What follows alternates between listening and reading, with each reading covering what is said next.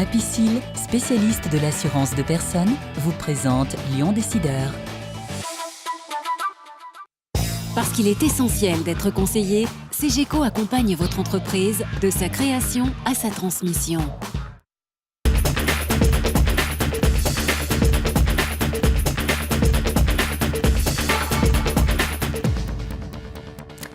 Bonjour, très heureux de vous retrouver dans Lyon Décideur. Le groupe islando-britannique Bakkavor lance la marque Géant Vert dans les salades en sachet et Christian Barki, le dirigeant de Bakkavor France, est notre invité cette semaine. Au sommaire de ce magazine également, les investissements de Gatfossé, le nouveau siège social régional de Cita, la croissance de trafic de Saint-Exupéry, les résultats semestriels de Prismaflex ainsi que ceux de Thermador. Et puis nous découvrirons la présentation du nouveau poids lourd électrique de Renault Trucks. Bel investissement pour Gatfossé, l'entreprise Sampriote, spécialisée dans les matières premières pour les industries pharmaceutiques et cosmétiques. Cette société familiale, qui a vu le jour il y a plus de 130 ans maintenant, a consacré 6 millions d'euros à la construction de son nouveau pôle technologique, un bâtiment qui regroupe 4 laboratoires. Gatfossé consacre 6% de son chiffre d'affaires à la recherche et au développement. L'export représente près des 3/4 de son activité annuelle, qui s'élève à 70 millions d'euros. Autre entreprise qui investit, Cita, la filiale de gestion des déchets de Suez Environnement. Elle vient d'intégrer TechSud à Gerland, ce siège régional qui abrite la direction Centre-Est, soit 55 sites et 1800 salariés, travaillant pour 7600 clients, entreprises et collectivités locales. Cita couvre pour sa part Cita Lyon couvre pour sa part avec 600 collaborateurs la collecte de déchets de 440 000 habitants lyonnais et villeurbanais.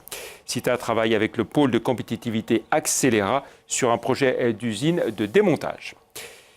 Saint-Exupéry continue sur sa belle progression avec un trafic en croissance de près de 8% à fin septembre, au-delà des 6,5 millions de passagers.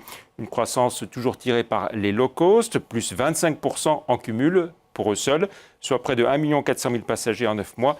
Bonne tenue également des vols européens, plus 8,5% et du trafic domestique. Négoce de bâtiment, comme prévu, changement à la tête de Thermador Group, où Guillaume Robin a pris la suite de Guy Vincent. Cet été, côté activité, le chiffre d'affaires progresse de 8,8% à fin septembre et la rentabilité se tient bien, aussi en hausse à 11 millions d'euros au 30 juin. Croissance aussi pour Prismaflex International, plus 3,7% pour le premier semestre, avec toutefois un repli sur la partie impression, le cœur de métier du groupe, spécialiste de l'impression sur des panneaux grand format. À noter en revanche à la hausse la branche décoration intérieure. Tout nouveau, tout beau, le camion électrique de Renault Trucks vient de sortir et d'être présenté très officiellement par le constructeur de poids lourds. Il s'agit là du plus grand poids lourd électrique sur le marché. Le camion écologique par excellence. Les explications de Stefano Schmidewski, le PDG de Renault Trucks, qui va quitter d'ailleurs ses fonctions à la fin de cette année, ainsi que les explications du client Carrefour France. Il a une autonomie de 100 km environ. Il est destiné à la distribution urbaine, en approche silencieuse dans les agglomérations. C'est un camion qui émet lors des opérations de déchargement 60 décibels, donc le bruit de la parole. Donc zéro bruit, il est silencieux et il émet pratiquement pas d'émissions de CO2, donc il est bien bon pour l'environnement. Apporter une réponse en termes de nuisances sonores et d'émissions de CO2, pour nous c'est stratégique. Un rendez-vous à présent, les premières assises nationales de la sous-traitance industrielle qui se tiennent à Lyon les 20 et 21 octobre au centre des congrès à la Cité internationale. Elles sont organisées par FIM Sous-traitance, la Fédération des industries mécaniques et le Cénast. Pour tout renseignement, un site www.assise-sous-traitance.com. Christian Barki, bonjour. Bonjour. Vous êtes vous avez été le directeur général de Salade Minute, puis de Bonduelle Frais, lorsque le groupe nordiste a racheté l'entreprise de Genasse. Vous avez ensuite créé une entreprise de salade de 4e gamme, salade en sachet, 5e saison à Mâcon, que vous avez vendue quelques années plus tard au groupe islando-britannique Bakkavor. Et puis quelques années plus tard, c'est ce même groupe qui est revenu vous chercher pour prendre la direction de Bakkavor en France. Comment vivez-vous ce retour dans un grand groupe alors que dans l'intervalle, vous étiez parti créer vos propres entreprises? C'est vrai que ce n'est pas facile de revenir d'un statut d'entrepreneur où on a de comptes à rendre pratiquement à personne si ce n'est à soi-même, ou à sa famille, ou à ses actionnaires. Revenir salarié dans un grand groupe avec du reporting, des patrons à qui rendre compte. C'est quelque chose qui n'était pas évident.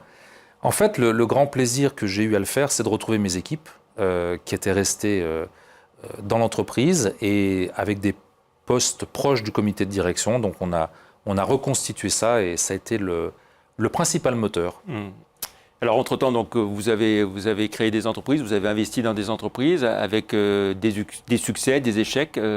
Oui, alors j'ai eu un passage... Quelles leçons vous en tirez J'ai vendu donc l'entreprise il y a 4 ans, avant que le groupe me rappelle. Donc j'ai eu un passage de 4 ans où j'ai refait de l'entrepreneuriat avec une casquette un peu différente, une casquette davantage d'investisseurs, business angel, parfois majoritaire, avec des déconvenus. J'ai par exemple créé...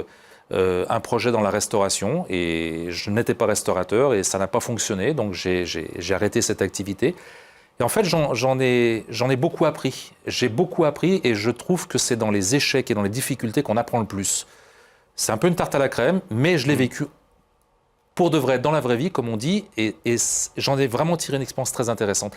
La plus importante... Donc la leçon que vous retirez de tout ça... Alors la plus importante, c'est que le chef d'entreprise, quand il connaît son sujet, quand il connaît son dossier, il est bon, il réussit, et les actionnaires qui l'accompagnent avec.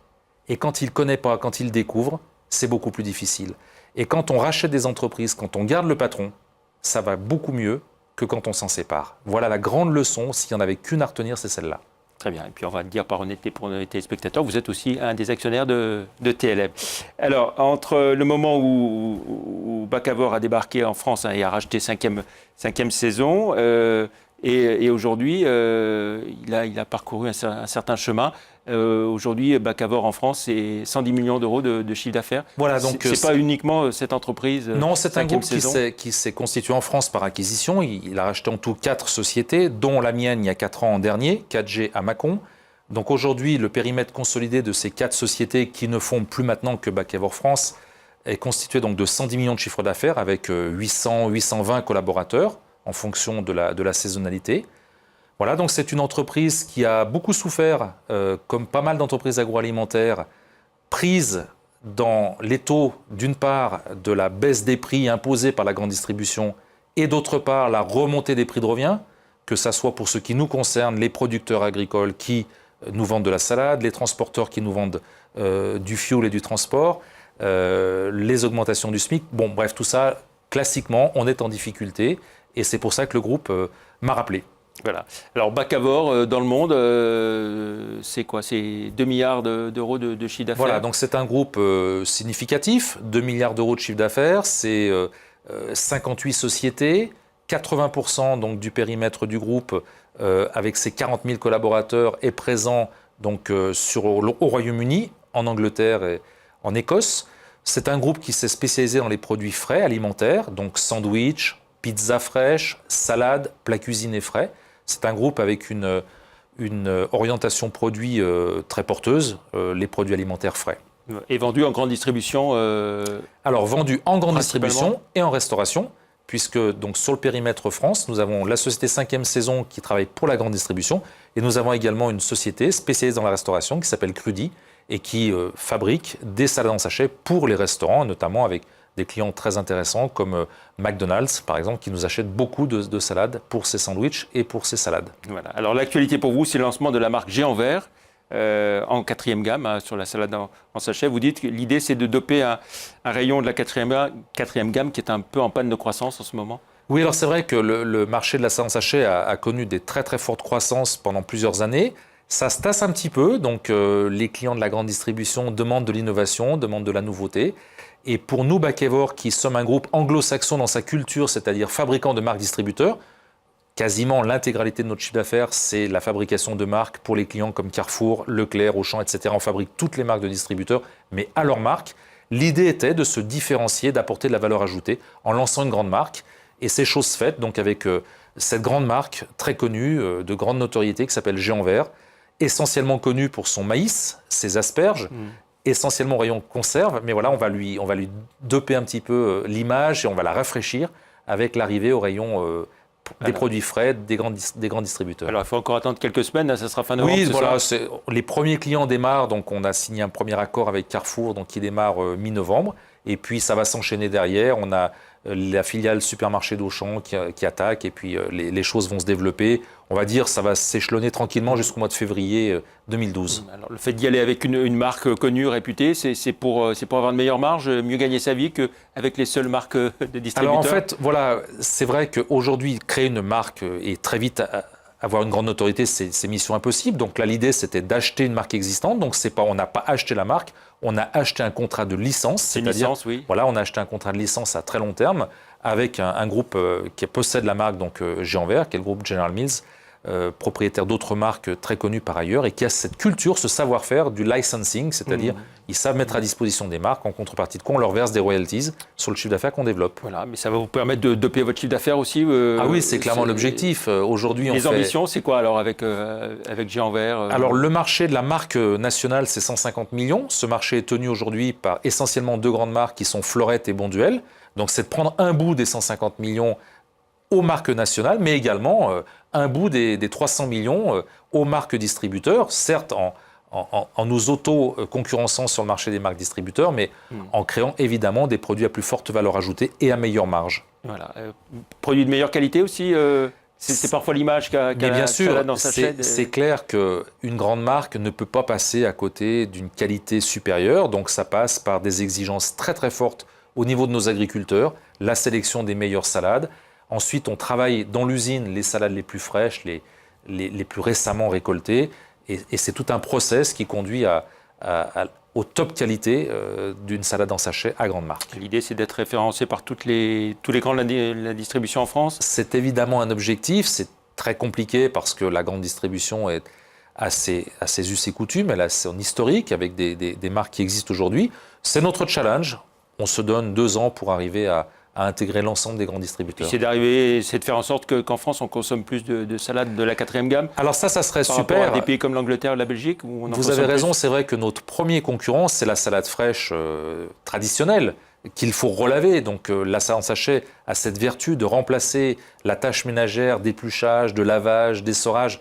Évidemment, si on peut gagner à la salade traditionnelle des ventes et amener des consommateurs de la première gamme salade traditionnelle à la 4e gamme salade en sachet, c'est vrai que c'est le premier objectif qui intéresse l'ensemble des intervenants, producteurs, distributeurs et évidemment industriels que nous sommes. Un mot pour finir sur la situation de la consommation en France. Pas terrible en ce mois d'octobre? Alors, c'est pas consommation alimentaire. Alors oui, si on prend sur l'alimentaire en général, c'est vrai que aujourd'hui la crise frappe tous les intervenants, y compris l'agroalimentaire. Les ménages resserrent les dépenses et ça commence aussi par l'agroalimentaire. Et évidemment, dans l'agroalimentaire, les produits les plus fortes valeurs ajoutées sont les plus touchés puisque on ne se passera pas du riz, des pâtes et du pain, mais on va plutôt couper parfois sur les produits à forte valeur ajoutée. Voilà. Et puis vous aimez aussi passer une partie de votre temps à défendre le métier d'entrepreneur auprès de lycéens et de collégiens? Oui, alors ça, c'est un de mes dadas, c'est d'essayer de transmettre l'amour de l'entrepreneuriat, l'amour de l'entreprise, l'amour de la création d'entreprise, en alertant sur les difficultés, en alertant sur les joies quand elles sont là, elles sont phénoménales, mais aussi sur les peines. Et j'essaie de transmettre cette envie aux collégiens, aux lycéens et aux étudiants. Merci beaucoup Christian Barky. La semaine prochaine, reçu. nous accueillerons Patrick Moll, le directeur général de Amiot, juste avant le World Entrepreneurship Forum dont nous sommes partenaires. Merci, au revoir.